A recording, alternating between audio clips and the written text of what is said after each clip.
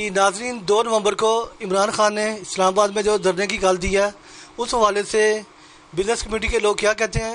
اس وقت ہم موجود ہیں ہار روڈ پر انجمیر تاجران ہار روڈ کے نائب صدر سلیم بڑی صاحب کے پاس. آئیے ان سے جانتے ہیں کہ تاجر کس نظر سے دیکھ رہے ہیں.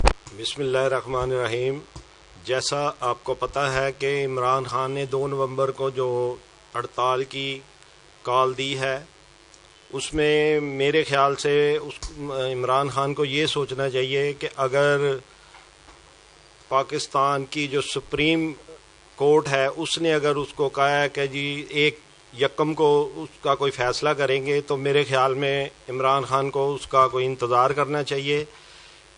اللہ انشاءاللہ تعالی اچھا ہی کرے گا. کوئی فیصلہ جو ہے وہ اگر سپریم کورٹ اچھا کرے تو اس کو یہ کام نہیں کرنا چاہیے، کیونکہ اس سے پاکستان کا فائدے والی بات کوئی نہیں ہے. پاکستان کا نقصان ہے. ہڑتال سے جو کاروبار ہے وہ پہلے ہی نہیں ہے، اور اگر وہ وہاں دھرنا دیں گے کوئی جیسے پہلے انہوں نے اتنی دیر وہاں بیٹھے رہے ہیں تو اس سے پاکستان کا اور بزنس کمیونٹی کا نقصان ہے. ان کو پہلے یہ سوچ لینا چاہیے کہ لوگ جو ہیں پہلے ہی کاروبار میں وہ ان کا جو سسٹم ہے وہ بالکل نہیں چل رہا، تو بجائے اس کے کہ ان کا کوئی فائدہ ہو تو نقصان بھی ہو سکتا ہے.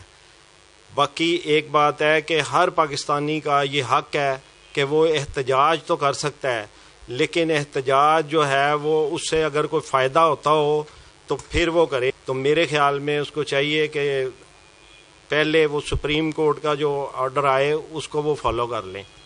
سلیم بٹی کا کہنا تھا کہ پاکستان میں بزنس کے حالات پہلے ہی کچھ اچھے نہیں. عمران خان کو چاہیے کہ عدالت کا فیصلہ سنیں اس کے بعد کوئی اقدام اٹھائیں.